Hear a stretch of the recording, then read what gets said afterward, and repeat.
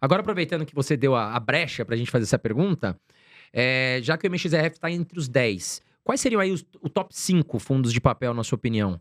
Os fundos de papéis, olha, eu acho o seguinte, eu sempre gosto de começar a pensar pelos fundos de maior patrimônio, tá? Eu acho que esse daí é um filtro, quem está assistindo a gente pode começar a sempre pensar naqueles fundos maiores. Por quê? Porque os fundos maiores, eles já tiveram que se provar no tempo, ninguém começa muito grande. Então, como eu falei, uma equipe de gestão, ela precisa ter competência, ter histórico e se provar. Colocar no mercado e falar assim: olha, pessoal, estou fazendo uma nova emissão de cota. E aí, cotistas, vocês confiam em mim? Vocês vão colocar dinheiro? Vocês vão subscrever?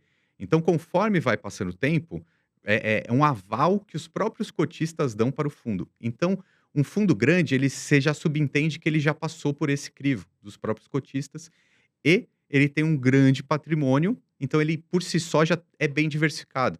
Então, se a gente olhar os fundos imobiliários de papéis, os maiores que a gente tem na bolsa, o KNCR é um fundo que ele tá no topo sempre, né, da Quineia, que é uma excelente gestora. Eu diria que é o fundo mais seguro que tem na bolsa, se não um dos mais, se não o mais. A liquidez dele é absurda, né? É Absurdo. muito negociado esse fundo. É muito negociado.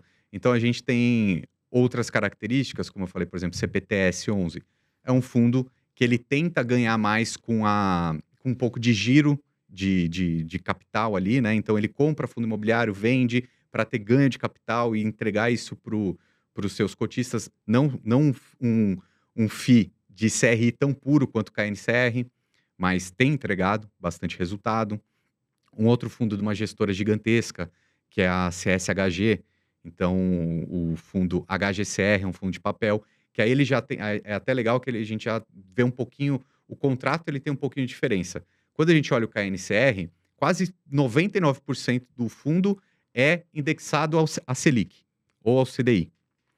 Já o HGCR, quase 50% é IPCA.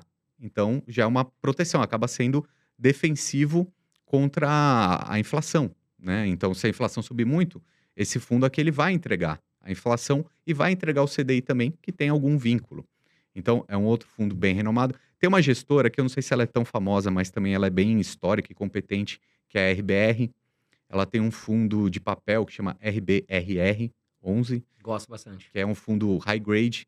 Então, todos esses que eu tenho falado aqui são aqueles fundos que são tidos high grades, né? Que teriam aquela melhor classificação de crédito, né? Vão Então, pagar sempre ali um pouquinho acima da Selic, sempre vão pagar né? acima da E legal que Selic. é isento de imposto de renda, né? Exato. E não vão ter, possivelmente, um problema como teve um fundo high yield que caiu 50%. Esses fundos não tendem a performar mal desse jeito. Entendi, Ricardo. E falando sobre fundos imobiliários seguros, a gente falou muito sobre alguns fundos imobiliários que são muito arriscados. Você pode citar alguns fundos imobiliários que você fala, putz, esses aqui a gente citou alguns de papel. Vamos Aham. falar agora então de tijolo, alguns fundos imobiliários seguros aí pra quem tá começando, não quer ter muita dor de barriga, quer ficar com a bundinha na parede. Costumo falar assim, né? Pra quem tem medo, fica com a bundinha na parede. Ótimo.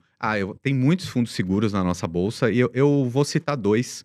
Eu acho que eles servem de referência, assim, para a gente olhar para esses e analisar o histórico, analisar o pagamento de dividendo e analisar a própria valorização da cota. Esse é um ponto importante. Um fundo de tijolo, ele tende a ter um potencial de valorização muito maior que o fundo de papel. O fundo de papel ele vai entregar mais dividendo, mas o fundo de tijolo tende a valorizar mais.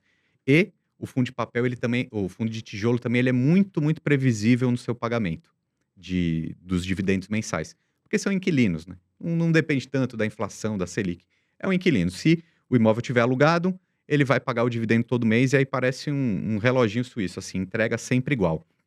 2 fundos muito de referência que a gente tem no mercado, um é de logística, que é o HGLG 11, um dos fundos mais históricos do país e com melhor performance, e melhores ativos, melhores portfólios, gestão muito eficiente. Então, o HGLG é um fundo que todo mundo pode olhar, até convido, entra num site, olha o histórico dele de valorização, de dividendo, tenta entender um pouco quais são os imóveis que ele tem, né? Por quê? Porque imóvel é localização. Acima de tudo, acima da gestão, acima enfim, é a localização. Porque se a localização é boa, vai ter inquilino, vai ter disputa e vai ter pagamento de dividendo. Então, dentro dos tijolos, o HGLG, ele é um fundo para ser comparado mesmo, ele pode estar ali no topo de qualquer ranking. E tem um outro fundo que também é da mesma gestora, mas tem uma estratégia diferente, que é o HGRU. Também é um imóvel tem um portfólio de muita qualidade. E ele é um caso interessante também, porque o que é o HGRU? É renda urbana. E esse também é um tipo de investimento em grandes cidades, né? Então é urbano, então é cidade.